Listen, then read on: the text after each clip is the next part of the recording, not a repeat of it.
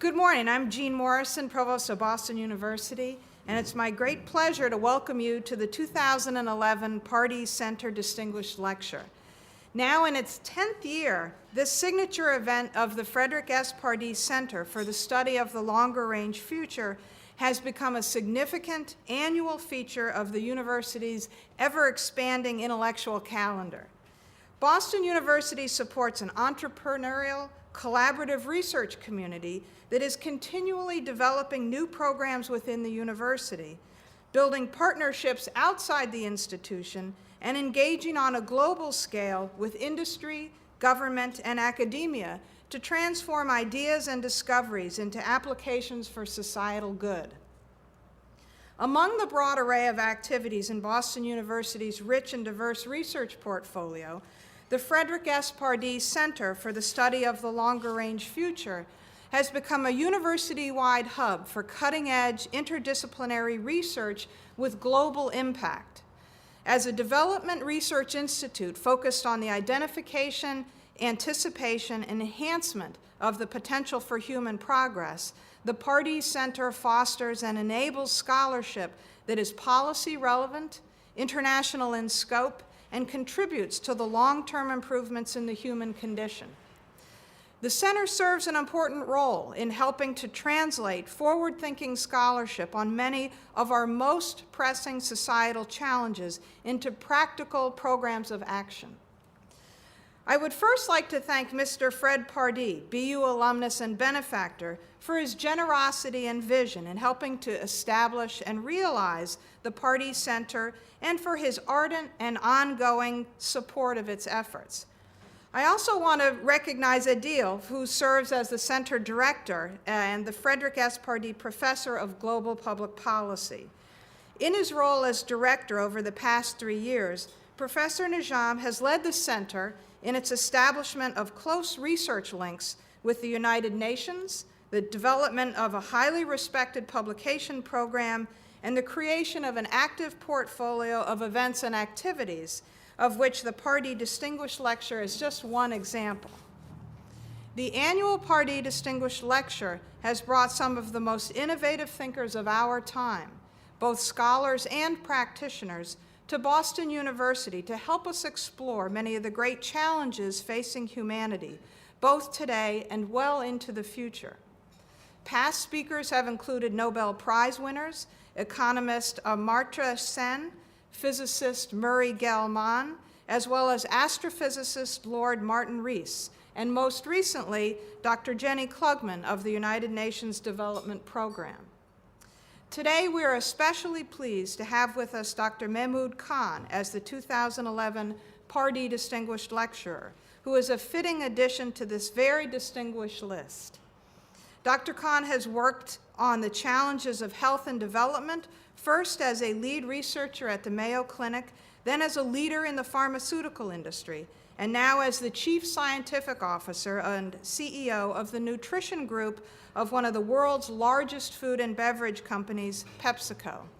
Dr. Khan is an accomplished scientist and a corporate leader who brings a wealth of insights from the perspective of research and global business. I know we're all eager to hear from Dr. Khan, so I'll turn the podium back over to Adil to provide a formal introduction of our very distinguished speaker. Thank you very much.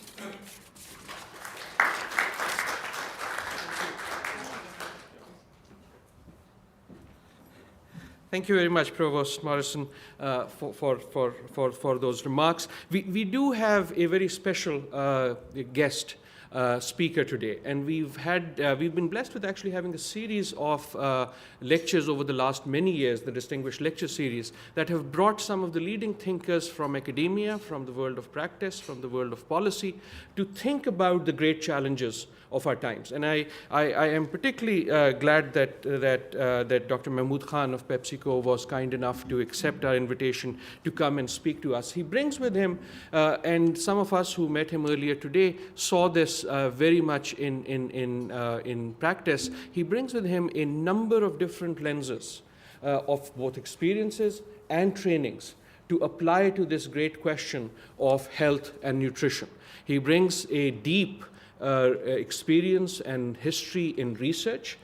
As a physician, and he was mentioning the very fact that one of the big food and beverage companies will choose to have a physician as the chief scientific officer is in itself a manifestation of where that issue is going, not just for that company, PepsiCo in this case, but for the world. So he brings with him experience in research as a physician at the Mayo Clinic and as a very active and robust researcher for many years. He then brings with him the experience of heading a pharmaceutical company's research division, Takeda Pharma. And now, for the last 4 years, he brings with him this insight and experience into taking one of the great, largest food and beverage companies in the world and looking at it and working with it from the perspective of nutrition and bringing science into that portfolio. So we are delighted to have Dr. Mehmood Khan with us today. He follows a stream of other distinguished speakers who have given this lecture in the past. The provost has already mentioned that, so I won't go into that again, but we are all looking forward to Dr. Mehmood Khan's talk today. Mehmood. Thank you. Well, good morning. It really is a pleasure to be back at Boston for a variety of reasons, and thank you, Adil, both for the invitation, the kind words, and Madam Provost for this opportunity, and to our colleagues in science and faculty. It's always fun for somebody like myself from a corporation to come back to a university where I spent the first 20 years of my career and share at least some perspectives from, quote, the other side of the fence. And what I wanted to do is, and one of the things that when I thought about this presentation is, one thing I've learned having heard Adil speak is you never want to do a PowerPoint slide presentation after Adil's presentations, because there's no way I could find anybody at PepsiCo with that sort of finesse. And so I decided that my PowerPoint would be a good old-fashioned piece of paper. And I hope to make up for the graphics with at least some content and explore a few ideas. The topic that you asked me to touch on, the role of a global food and beverage company in terms of global nutrition and health is a huge area. Let me first start by touching on a few aspects of what PepsiCo is. We talked a little bit about it just before we coming here, but PepsiCo in annual revenue currently is about $63 billion in sales a year. If we count our system sales, including our bottlers and franchisees, it's about $100 billion in revenue. So by any criteria, we are a very large corporation. In the world, we are the second largest food and beverage by book sales, the largest CPG company doing business in North America, the largest food and beverage company doing business in North America. And increasingly, as we think about our global businesses, as I was sharing with Adil earlier, we are actually Russia's largest food and beverage company. An interesting evolution of the times. If you think about the last 30 years, here is an American company that is actually now a $7 billion business in Russia alone. So clearly we're a global company, and the questions that I think about in my office around this topic have to be in the global lens. They cannot be, and often when I speak in North America to typically non-academic audiences, questions very quickly converge to issues that are very American or very Western European or developed market issues. But I want to broaden that and talk a little bit broadly around that. Within our portfolio of businesses, just so I can put the context of my dual role, I'm the Chief Technology Officer and Chief Scientific Officer of the entire corporation. That covers a $63 billion portfolio. I'm also, in addition to that, the CEO of our Global Nutrition Group, which currently is about $13 billion in revenue out of the $63 billion. However, as you probably see some of our public announcements, we project this division, the Global Nutrition Group, to actually grow to $30 billion by 2020, and as such is responsible for 50% of the corporation's growth over the next decade. So our challenge and my management team's challenge is literally to take half of PepsiCo's entire growth into this division. clearly changing the entire mix and demographics of the company. So what's within the Global Nutrition Group? One, some companies that you do know. Quaker Foods is one of our companies in my portfolio. Tropicana, the juice business, is one of those. Gatorade, our sports business. And then smaller brands in the US like Naked, some of our Dole businesses, some dairy businesses. Now, most people think of PepsiCo and they think, what dairy business? It's a very American perspective. In Brazil, we have a $600 million a year dairy business called Todinho. In Russia, we own Wimbledon, which is a $3.5 billion a year pure dairy business. In the Middle East, we created a joint venture with Saudi Arabia's largest dairy company called Al Marai, and that Al Marai joint venture owns dairy businesses in Egypt, in Jordan, and now increasingly as we look to Asia. So when we think of PepsiCo and our opportunity to impact health, wellness, and the global footprint, I would ask you to think of the context not of a beverage or a US portfolio, but a global portfolio. In fact, when I joined PepsiCo 3.5 years ago, it became clear to me that without a protein-based business, we would not be a food and nutrition business. And that question alone, and I'm learning the term from Adil, was really a policy question, which asked me and pushed me, and therefore our organization, to ask the question, what are the protein businesses we should be into? And there really are two protein businesses that were of interest to us. One was dairy, and I can touch on why. And the second was lentils and beans. How do we create a business around lentils and beans? Why? Because one would be environmental application, the other is cultural relevance. There are many communities where, for either environmental reasons, availability of supply chain, that lentils, pulses, and beans have to be in the portfolio. So we actually started in the developed world with this, and any of you go shopping, you might see a brand out there called Sabra. Anybody seen Sabra? Did you know PepsiCo, that's PepsiCo's? Okay, so another example of many of people in this country consume a Pepsi product, have no idea that it's a Pepsi brand. That is our company.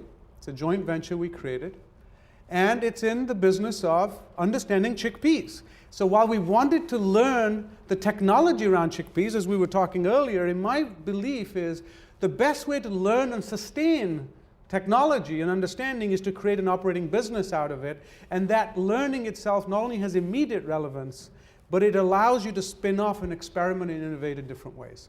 And so that Sabra joint venture started as a small business. It's already at $200 million a year revenue within 36 months of launch. And 2 weeks ago, we announced that we are now going to take that international, not only in the US, and from launch to today, we became the market leader in hummus. Okay. Now, if you think, why hummus? Well, we had a reason to believe we could be successful. We had a snack business. We have a dipping business. Little tidbit. Our salsa business, from our Frito-Lay division, we sell more salsa than Heinz sells ketchup. It's a side business for us, a very important business, but continued that evolution of understanding how do we preserve tomatoes, vegetables, and make them accessible, and I'll come back to the nutrition side of this, but then take it into chickpeas. What is the relevance of that from a global perspective? Now we've started a series of discussions in Israel, in Egypt, and in India. Why those three countries? Because those three countries are the world leaders in knowledge around the agro production of lentils and beans. The Indians, the Egyptians, and the Israelis. Why? Because they have arid climates.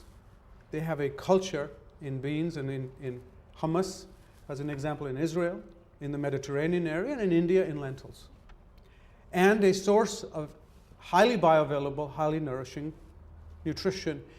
But taking that knowledge, we're about to now launch a project which we first started in Nigeria using peanut-based plum peanut technology. Nothing new, but we wanted to learn the ecosystem, then took that into Malawi, and we have about 3,000 children right now that are being fed through the RUT program using that based technology, but knowing, and very few people outside the food industry realize this, but a peanut-based technology is usually not scalable. And let me explain why. The storage and the risk of developing fungal toxins in peanuts is very high, especially if you take them into an arid environment, a humid environment, and you have to store the supply chain. So what an academic question from a nutritional point of view is the right answer, from a scale and supply chain point of view may not be the right answer. And growing peanuts is the easy part. Distributing and storing and distributing them is the tough part. And if you ever want to see evidence of that, take a look at a train coming out of Georgia with raw peanuts sitting in the train, and you'll find dead birds. And those birds have died because they've consumed peanuts that have actually become contaminated with the aflatoxin from the fungus. Now, we process that, thank God, and all the rest of it. But if you imagine trying to do that in a market where things are now developing, the infrastructure doesn't exist, the supply chain doesn't exist, it's not sustainable. Beans, on the other hand, you can do that with. Humans have done it for eons. So we're now starting to understand how do you do that, but in an environment where water supply is a problem. However, we know something about water agriculture.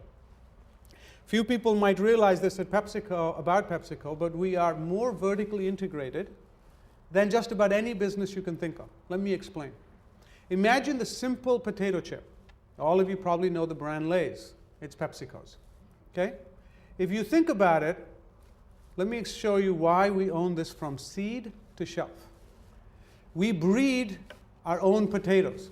The germ and the agronomy and the botany is done in one of my R&D labs in Rhinelander, Wisconsin.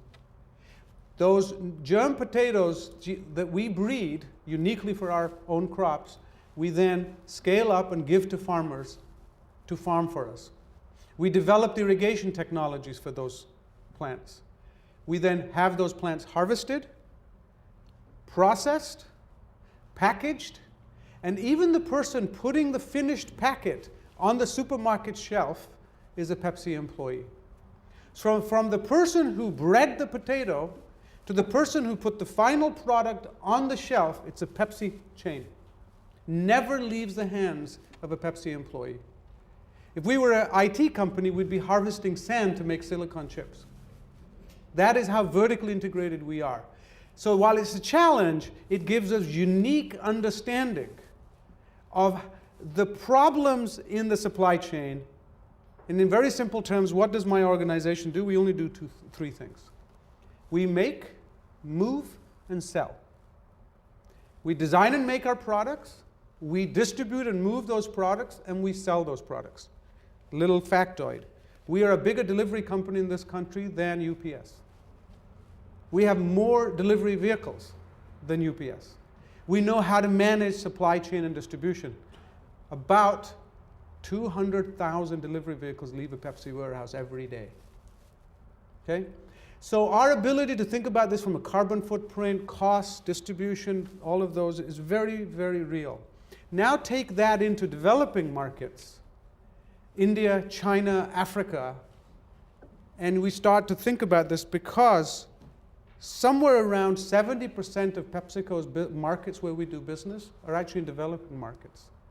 70% of our business is done in developing markets from number of markets that we touch. So that's the learning, the institutional learning. And I was at Davos, the World Economic Forum recently, and had a series of different meetings with government leaders, NGOs, academicians, fellow business people. I held almost 30 meetings during my week there. Very powerful. And there was one important message that I came away with that reinforced. No NGO or government or academic organization alone or industry partner alone can solve and challenge some of these issues. We have to come together. If we do not come together, we do not have the ability to look at these. Let me start to define a little bit of how I see the problem. First of all, we know, and we've heard often, my whole research expertise was in diabetes and obesity. 1 billion people on the face of the earth are overweight, obese, with or without metabolic disease, diabetes, hypertension, etc. About 1 billion people. Ironically, this is also the era, for the first time in mankind's history, that we have 1 billion people on the face of the earth that go to bed every night hungry. It's an ironical state. It's 1 billion each.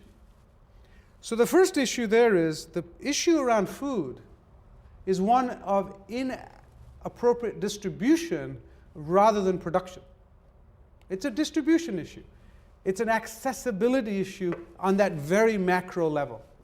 1 billion people have relatively more than they need, relative to their biological needs, and 1 billion don't have what they need.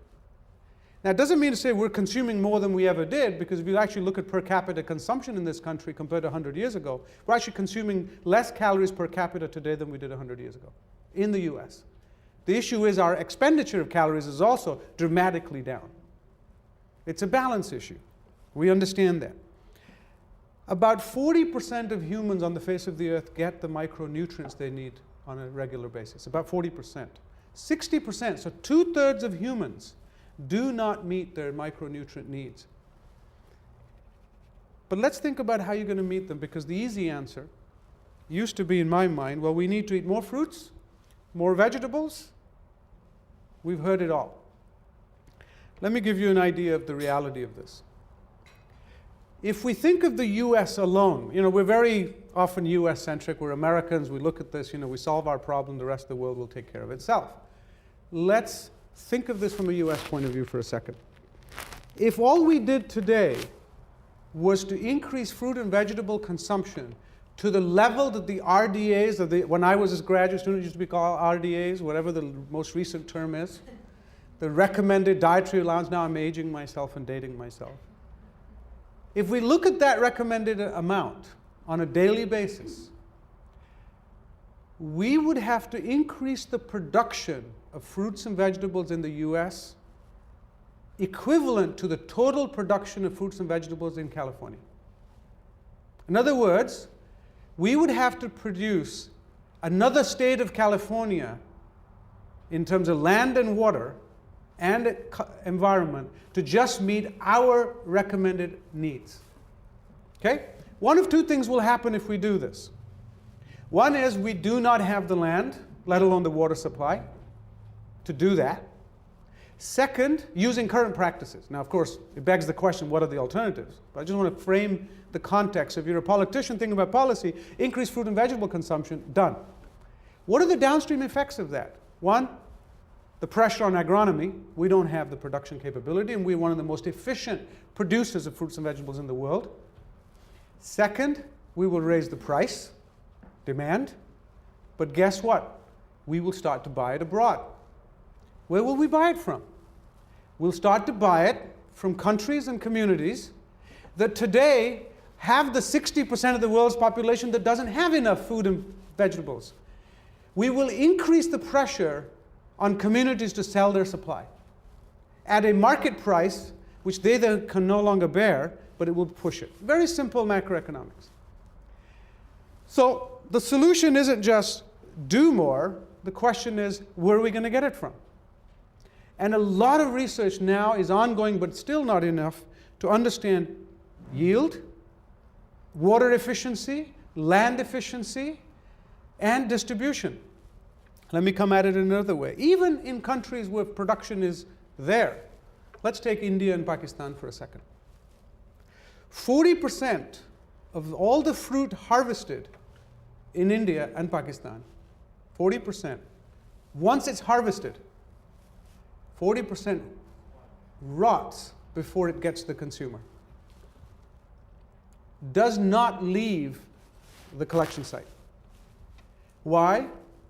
We don't have storage infrastructure, adequate distribution infrastructure, and if we were to build that and go to Western waste rates, which are more in the 10 to 15%, you could increase Pakistan's fruit and vegetable supply by 33% overnight.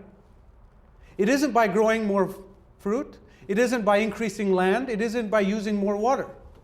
It's just more efficiently utilizing what you already have. But let me turn a little bit now from that example to dairy. Because what we know about dairy in this country, as a simple example, is we have mega farms, typically, large farms with lots of cows. We have efficient collection, very clean milk supply. And we distribute most of our milk as chilled distribution systems. Let's go to India and China for a second. Average farmer has 2 to 3 cows, distributed appropriately. You need regional availability. Okay, solve all of that. But if you actually now create a dairy business which models what we know in the West, simply taking our know-how, our business graduates, our science graduates, you send them over and say, let's fix this.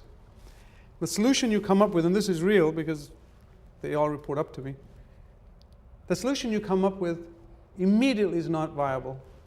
Because the product you come up with as a dairy product, let's say yogurt or something, is typically designed to be in a chill distribution system. Put it into the heat and humidity and distances of India and China, and you have a non-viable business. Or what has happened, as you see in Punjab today or in parts of India, you actually have an urban business with the majority of the population in the rural areas untouched by it. Because the only chill distribution of any size goes within about a 10-kilometer range, and then beyond that it's done. So that either now causes a price differential and product availability and accessibility differential between rural and urban, and you continue this migration pressure. I'm just giving examples of how all of this is linked.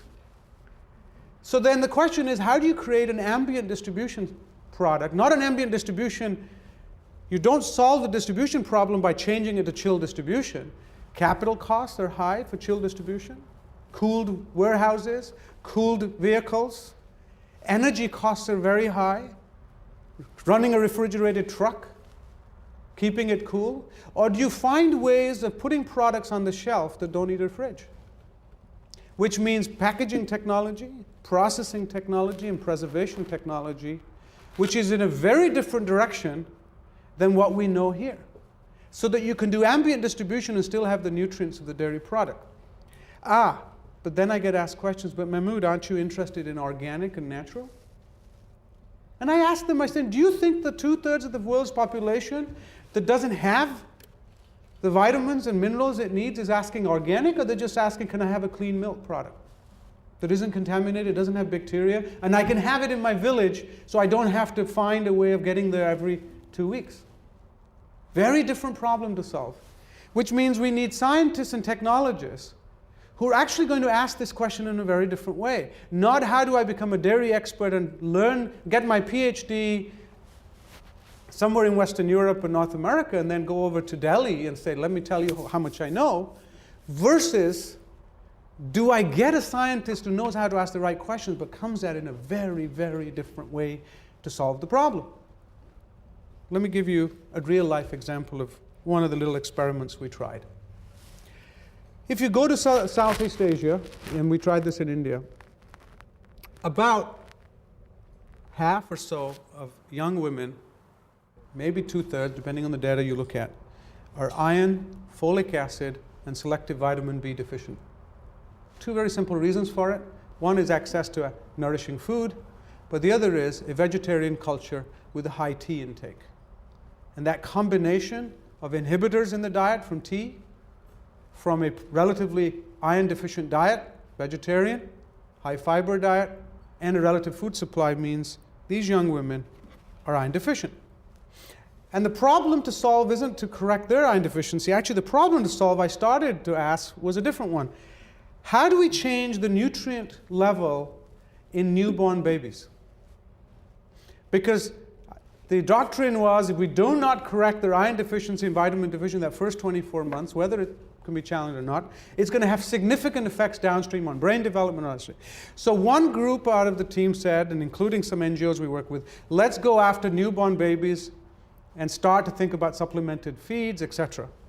I have a challenge there. I have two challenges. One is a political one. Let me just get the elephant on the table. A multinational company coming in trying to sell milk formula that's fortified in developing markets is asking for a nightmare. It's asking for a nightmare. We do not have that expertise. We have to create it, let alone the brand recognition, the cultural recognition, and frankly, acceptance by NGOs and everything in the ecosystem. That's one challenge.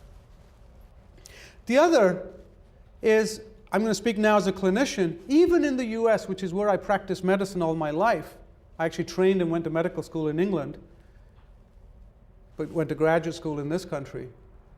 And if I look at my experience as a student in England or a practicing physician in this country, all too often the young women who needed nutrient intervention early in their pregnancy didn't present to their clinic until the third trimester. And if you think you're going to change the fetal outcome with nutritionally in that last 4 to 6 weeks of pregnancy, you have never practiced medicine in an inner city. And I spent 8 years practicing at the county hospital in Minneapolis. Most of my early career was at the county hospital. Very different diabetes population and very different to the Mayo Clinic. So that part of me said to me, it's not about getting to the newborn baby. How about we try and get to the mother-to-be? How do we change the nutritional status of that teenage girl who is tomorrow's mother, and if we can build her up, we will actually potentially have a multi-generational effect. That was the hypothesis. We're not biologists, but how do we turn this from a business point of view? Well, how do we get a teenage girl to buy a product that's aspirational?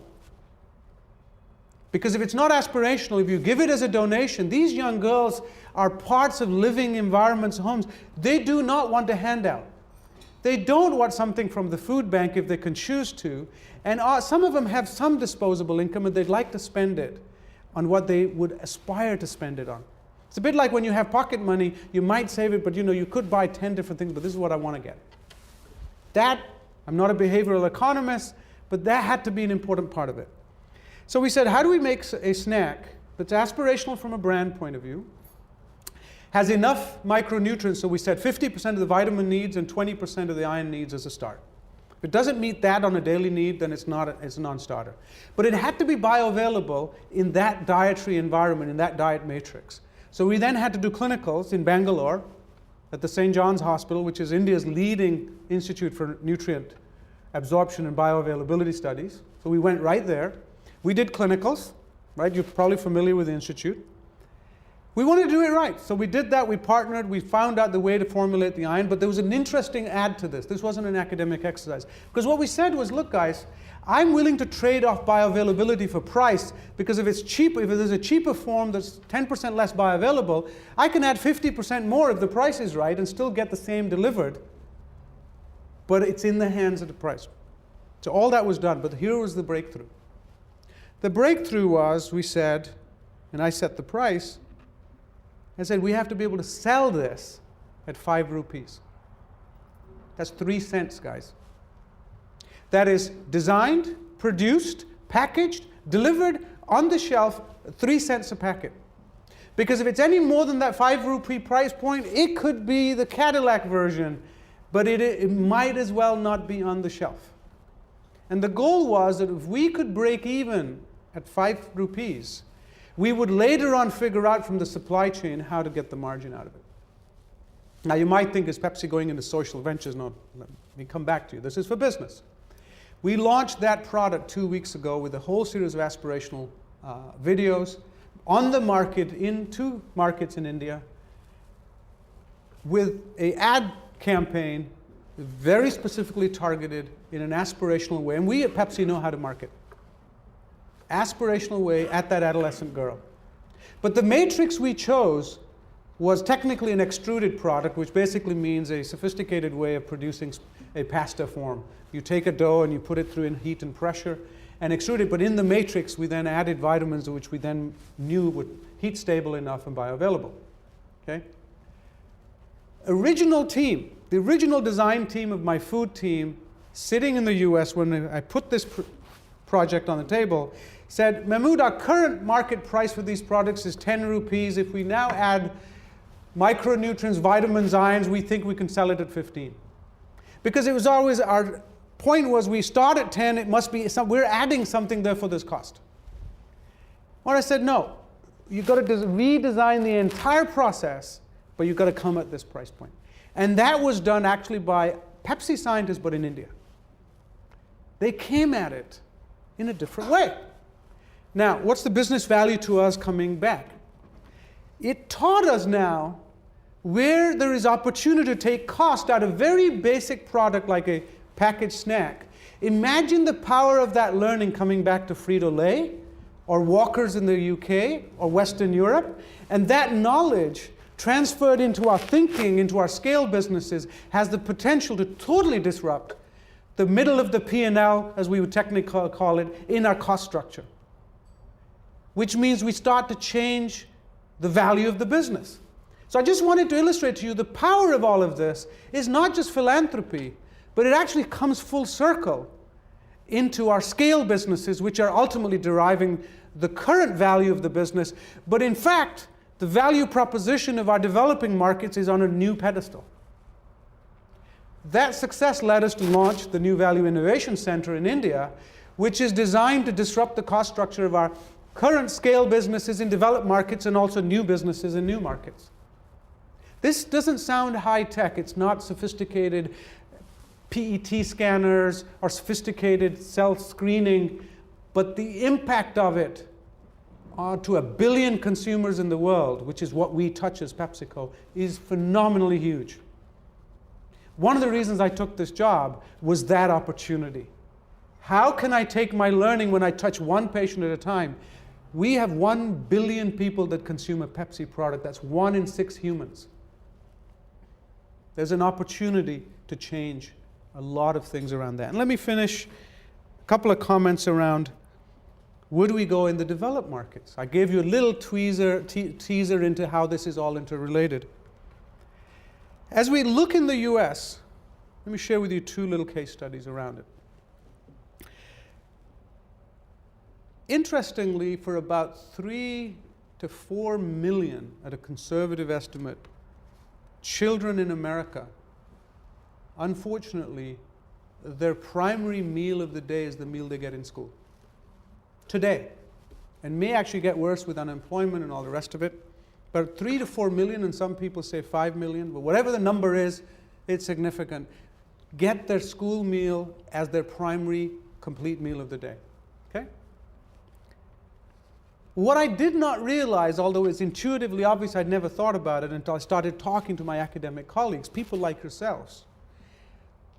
And it hit me, it was so obvious, that do we all realize that for 12 weeks a year, those children don't get that meal because school is closed. So for 12 weeks out of the 50 weeks, a quarter approximately of the year, if you add in their school holidays, these children, our American children, aren't getting a full meal. Their mothers were relying on that school meal. But holidays, school breaks out, our children celebrate. A lot of those children actually lose that meal. When I first thought about this and we started putting together some ideas, we said, look, let's launch a pilot project. And we picked Dallas, because that's our headquarters of Frito-Lay and the headquarters of my R&D for food research. And we picked Chicago, because that's the headquarters of Quaker and Tropicana and our food businesses. And both have good academic institutes, both have good public health departments, and strong city networks. So we said, fine, let's launch in these 2 schools for 2 years consecutively. And we launched a school meal equivalent program where we took vehicles, our delivery trucks, into inner city neighborhoods, just like the ones that Boston University serves, and said we will provide a school meal equivalent with some juice, some snacks, some food, an apple or an orange or something, in conjunction with the health department. And honestly, I thought we'd get 3,000 or 4,000 kids coming out because, who wants to come out to the free lunch vehicle? There's a potential stigma to that. 2 years, we've served 300,000 children. 300,000 children. Is there a demand out there? Absolutely. The interesting part is, our school meal program only allows $1.50 approximately per child per meal. How do you shop your child's meal for $1.50? Okay? So think of the problem I just told you about in India, the 5 rupee cost point. Lift that over to this country for a second and you'll start to see connections and opportunities. And the last I'll touch on is what about the aspirational side of our business? We as an industry have typically looked at structuring our businesses around our supply chain. It's history. We had grains businesses. Quaker is an example. There are many other companies that specialize in grains businesses. Juice businesses and fruit businesses, Dole, Tropicana, that specialize in the juice or vegetable business. In Europe, we have a big vegetable business selling gazpacho and cold soups called Alvalle in Spain. So we know, right? Or we know how to do dairy, and there are dairy businesses. And yet, most of us as humans, at least in the developed world, don't get up in the morning and say, I'm going to have a grains, or I'm going to have my dairy, or I'm going to have my fruit. We actually eat mixed meals. And so the opportunity really is not what I would think about is, do I scale up more grains? But how do I converge my supply chain so I actually have innovation and business growth around the convergence of my supply chain, rather than ask the consumer to structure their purchasing around my supply chain? Does that make sense? Now, I can tell you that is so disruptive to business structure and process, because even the entire company's structures have been around the supply chain, because historically, that was your strength. If you control the supply chain, you control the processing of that commodity, one commodity, you sold it and you grew. That growth is stalled in the entire industry. Grain businesses on their own aren't growing. Dairy is not growing except for some special value-added areas. Fruit juice business is not growing. The opportunity is actually to now structure, innovate, and deliver around the consumer, not your supply chain. Which means we have to rethink not only business structure, innovation pipeline, the leadership, policy, regulatory. Because if I now produce a dairy product with a matrix of dairy, but the final product is positioned as a grain bar or a juice product, do I regulate that with the FDA as a dairy regulation?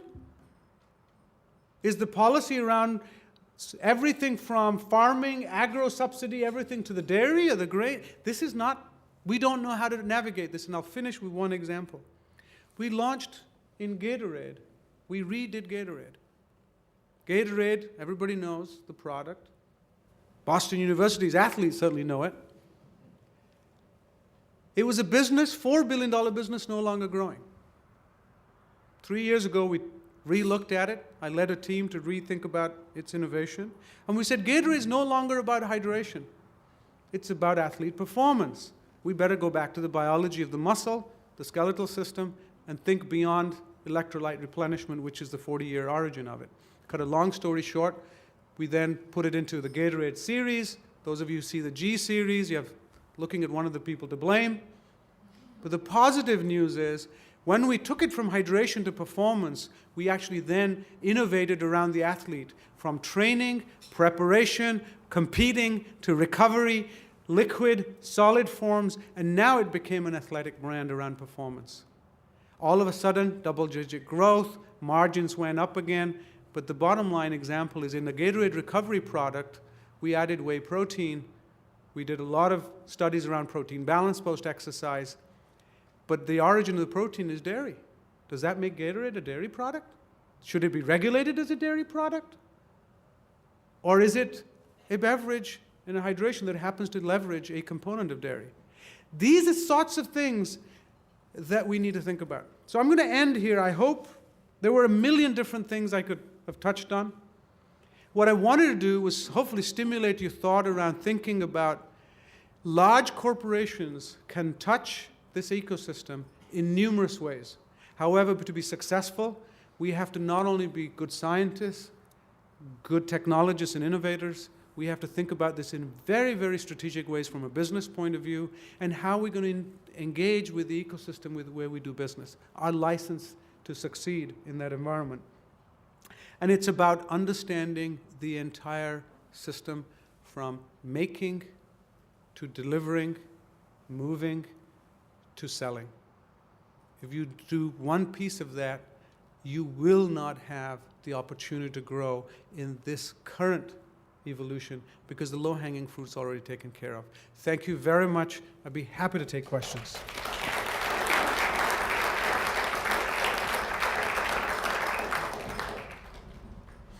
We do have some mics floating around. Thank you very much for that. Thank you also for taking questions. If you have any questions, please raise your hands and the mic will come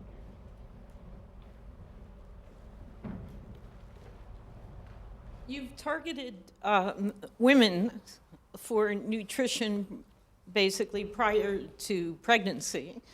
But in fact, malnutrition in fathers is linked to neuropsychiatric diseases. And fathers and nutrition have been overlooked. But I wonder if you're at all considering anything like that. Absolutely. When you launch a pilot project, you want to have a very defined target and a defined outcome in order to be able to say this can be done. And if you think about the example I described, that was very specifically in that example, it was designed to say, can we feasibly innovate to that price point, value engineer? And secondly, can we actually create a business structure around it? The target audience had a need.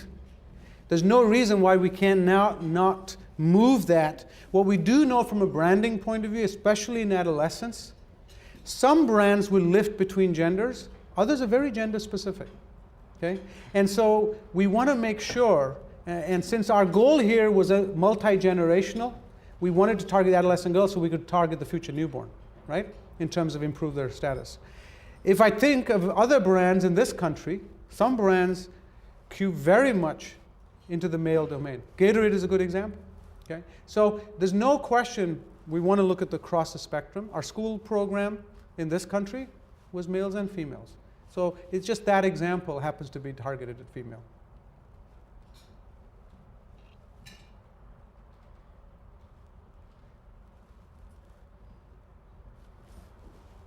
Hi, Michael Munoz. First, thank you for your very inspiring presentation, and hearing you it makes you want to work for PepsiCo. But then after I'm always hiring. Okay. But then after thinking for a little more, there's something that doesn't feel, PepsiCo is also on the non-healthy part of the food. Of the 1 billion overweight people that you mentioned, some responsibilities from your company and the million tons of sugar that you pump. And my question is, you have all these sustainable products or healthy products that you get for 5 rupees or for $1.50, and they depend on supply chains that are sustained by selling those non-sustainable products or fattening or whatever you want to call them. So my question is, if you look in the longer range, would you be able to sustain those healthy products without having the supply chains maintained by the non-healthy products? Absolutely. Absolutely. And I'll give you 2 proof points where we have great confidence of this. Remember, I'm the chief scientist and CTO for the entire corporation. So that 50 billion is also my responsibility. From a technology point of view, I just don't run the business. Let me give you 2 examples. And sometimes on the back end innovation, people think this has application only in one place. Actually, one of the things you want to do from a corporate strategy point of view is you want to innovate platforms that you can leverage as broadly across your corporation as possible. Okay? I'll give you one example. And I know we have a molecular biologist in the audience, so let me throw a little molecular biology into this. We know that the human taste receptors exist as 2 broad forms. Sweet receptors, of which there are potentially 2 different forms, and bitter receptors, of which there are 30 different forms, approximately 29 to 30, depending on which academician you talk about. There's some powerful implications there, because if you do simple binary mathematics, there are 4 permutations of sweet. If you do 2 to the power of 30, the human actually has the ability to experience potentially 1 billion permutations of bitter. Which tells you, nature doesn't do anything by accident. It suggests to me that we have far greater precision in modulating bitterness than we have sweetness.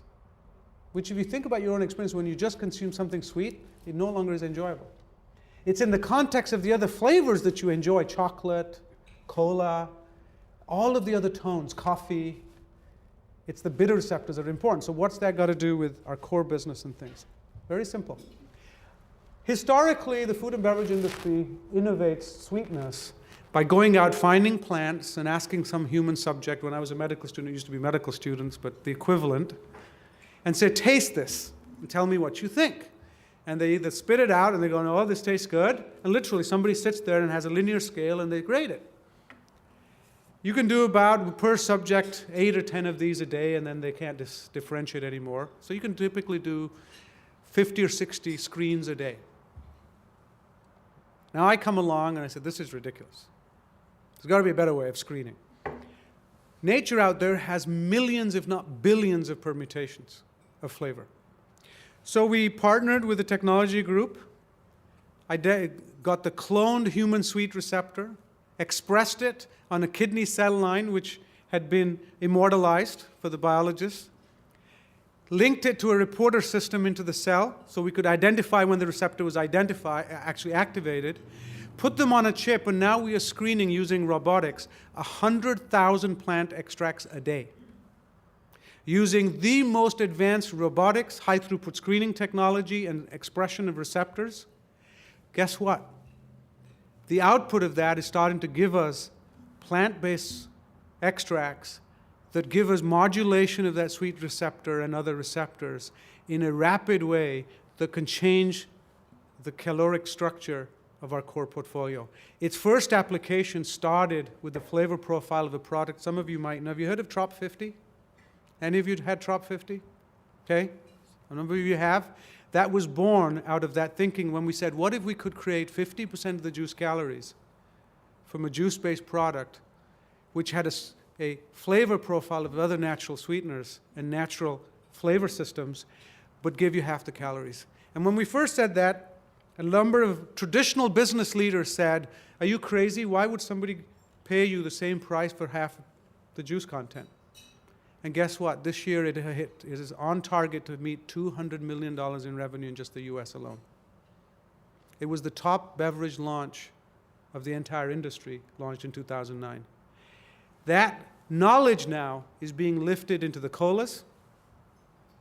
And so you will be seeing a generation of colas. To give you a teaser, wait till you try a product called Pepsi next. Okay? Does that answer your question? Okay? So this is an example of leveraging core capability that strategically was built, lifted from the biosciences industry, applied to the food industry, leveraged into our distribution system and branding, and changing the value proposition, and ultimately also downstream all of that. Does that make it a sustainable business? Time will tell. Other questions? Hi. This is a branding question, and it wasn't clear from your presentation, but it's my understanding that PepsiCo sells Pepsi. And I was kind of wondering, when we talk about kind of how people view Pepsi, in my studies and in my experience, I've been fortunate enough to travel, when you look how Americans view Pepsi and cola in general, and how you look at how countries such as Switzerland view it, and then you can compare it to a third world country, maybe like Honduras, which all countries I've been to, they view it drastically different. And my question is, how much of that is something that is intrinsically American versus Swiss versus Honduran, and how much of that is from branding? So for instance, you know, when you see Americans drinking cola, they drink the 24-ounce cola with 2.5 servings, and they don't drink, you know, they don't share it with 2.5 friends or 1.5 friends. They drink the whole cola. You don't see that in Switzerland. They have smaller bottles. They seem to make more sense, and they're more a treat. So they view it as a treat, where here they view it as nourishment. And then in Honduras, it's more an economic factor. They're not going to get sick from it. They can buy 3 liters of it and take it home, and it can last a couple days. And you know, maybe it'll give them diabetes, but it won't give them diarrhea. So going forward, it seems like that's not changing when it comes to branding. But what is changing is now you guys sell bottles that are made from plants. And you know, they're more sustainable. And they're still being branded as sexy, and you'll be fit, and you can skateboard, and have a girlfriend, and all that. But you know, it doesn't seem to come to the core purpose of this conversation, which is nutrition and health. Okay. So I'd like you to comment on that. Let me respond. I think you raised very divergent points for a second.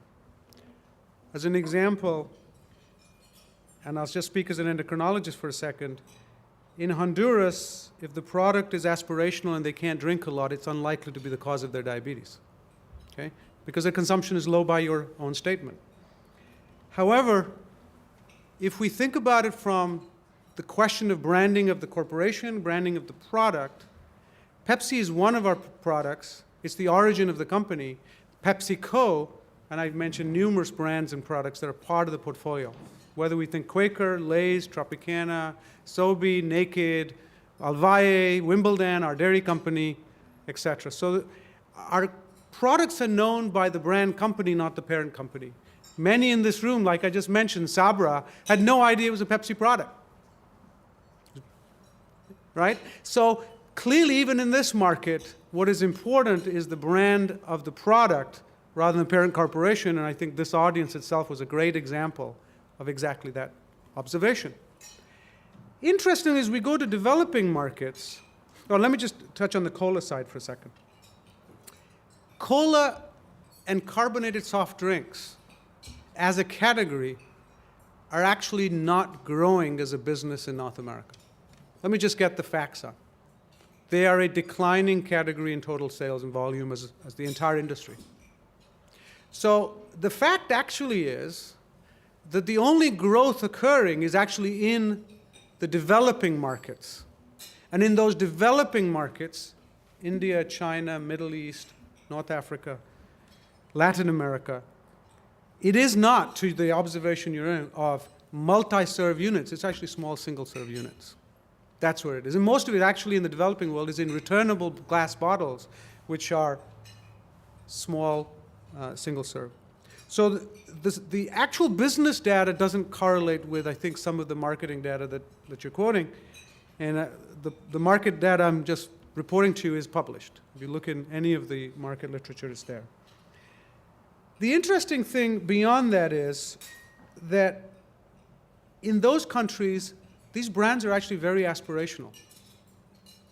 They are aspirational. Now, in developed countries, the US is an example, they're not at the level of aspiration they are in those markets. It certainly didn't work for me in getting a girlfriend or anything like that. I think what we have to ask ourselves, and you mentioned the plant bottle, let's think about this for a second. A group of academics, NGOs, governments, challenged the industry and said, the use of oil to make packaging is not a good idea. The use of plastic, which is derived from our energy source, is not a good idea. Can you do anything about it? And while some may criticize us for it, which is fair, I actually personally took the decision to invest a lot of resources and ask the team to say, can you come up with a plastic bottle that is 100% derived from our waste plant material? And the waste plant material we used was grass, orange peels, and potato peels. Why? Because we have a lot of potato peels we dump, we have a lot of orange peels we dump, and a lot of grass that is around that is not available for any other use. And I'm not talking about cow fodder, I'm talking about wild grass, which is low in nutrients, high in cellulose. After a lot of research and 2 university partnerships, we actually celebrated that we, for the first time in the world, had actually created plastic from grass. No, I'm not talking about flexible, I'm talking about rigid plastic that's clear, into which we can put a beverage container and distribute any liquid. Doesn't have to be cola, any liquid. The strategic value from that, from a sustainability point of view, I think a number of you can understand. By the way, the current cost of making one bottle out of that experiment was $50,000 a bottle. So when they came to me and they said, Mehmood, we've done it, eureka, I have it sitting in my office. They're saying, great. I said, how many did you make? 5. How much did I pay? Well, not including the millions of the development cost, that sunk cost, but right now our production cost for those 5 was $250,000. I said, what? It's $50,000 a bottle. I said, lock that bottle up. However, the point was making 5. First, we know technically now how to do it. We have the IP, all the rest of it. Scaling it up, taking it to a different level, gives us a sustainable, and let alone oil price futures in the future from a business point of view, we think we've done something right from an environment point of view. So I do not see that as a step back. I see that as progress, and I hope that as we continue to do this, it's going to push others in the industry to say, if Pepsi's going to go in this direction, we had better figure out, and by the way, we also launched the world's first purely plant-based chips bag, Sun Chips, was a biodegradable plant-based material. We pulled it off the market in the US because, quote, the consumer said it was too noisy. Americans don't want noise, they don't mind the plastic. We tried to pull it off in Canada and they won't let us take it off the market. The consumer wants it and can tolerate the noise. So generation 2 of that bag now is significantly less noisy. Now, it allows Americans to blow off steam about something else, I guess. Thank you very much. Mehmood, before you, if I can, thank you.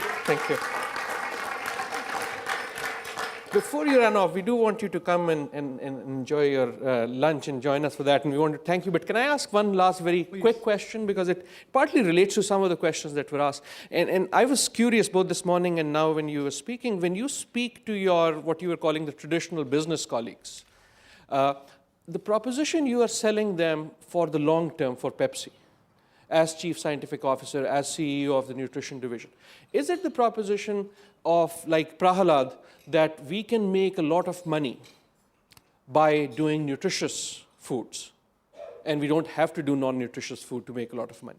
Or is the proposition that Pepsi in the future can become a company that is recognized for nutritious food because we can make money doing that? And what was, the distinction that was made between some products and other products no longer remains valid in the future. When you look at the future of Pepsi, being sort of the longer term guys here, what do you see, not just Pepsi, but these global food and beverage companies looking like in the long term future? Let me just respond with 3 comments. I'm actually not the genesis of this evolution at PepsiCo. I'm one of the results of that thinking. Why do I say that? Why would the CEO and board hire a chief scientific officer who's a physician, endocrinologist, who's never been in the food and beverage industry other than in academic? I used to be faculty at the College of Agriculture at the University of Minnesota, prior to the medical school, who's never been in the food and beverage industry. The reason I'm here is because of that thinking. I wouldn't be at the podium in the role I'm at. So I want to make sure the credit goes where it should deserve. I am a result of that thinking. Now, my job and my responsibility is to be the architect of how to bring that vision to life, right? The vision must have existed in this process of hiring people like me. The second is, I don't believe it's one or the other. Why is it you cannot grow the business? And from a business point of view, if you look at what I just said, traditional markets like carbonated soft drinks in the developed markets are not growing. Health and wellness, grains, dairy, fruits and vegetables are growing significantly faster than these. Any good business strategically is going to look at that as an opportunity. What we're layering onto that, based on a very selective discussion I've had today, is how to create value in that on a broader scale, because that's where the consumer is going. Any business will know you can't take the consumer significantly away from where they want to be, but you can actually be ahead of the curve if you're right. But they're going there anyway. The developing markets issue is different, because not only are developing markets going to leapfrog, they've done this in many different categories, but as we look at the developing markets and global burden of nutrition, it's actually a double-edged sword. As I indicated right at the start, there is overnutrition in some markets, there's undernutrition in others, and actually in this country, it's a combination of what I call overfeeding and undernourishment. Because we are calorie overfed, but let me remind you that 10% of obese children in this country are iron deficient. They are overfed but undernourished. So this is actually far more mixed than that, and what we have to think about is how do we now create a growing enterprise and a growing business around that. And I didn't have time to get into the subtleties of all of that, but that is the complexity of this. So I don't think it's one or the other, because, my son happens to be sitting here. This is one of the first lectures I've actually had him sit through in a decade. I have no idea. Maybe I'm getting dumber, he's getting wiser, but I don't know what it is. But the fact is, what's good for my 22-year-old college student son, nutritionally in calories, is very different to me at 53. That 31-year difference requires very different calorie needs. So let us not define what is okay for my needs as to what is aspirational and fun for his needs. They're not the same thing. And that's how we have to think about our portfolio. Thanks very much for the question. Thank you very much.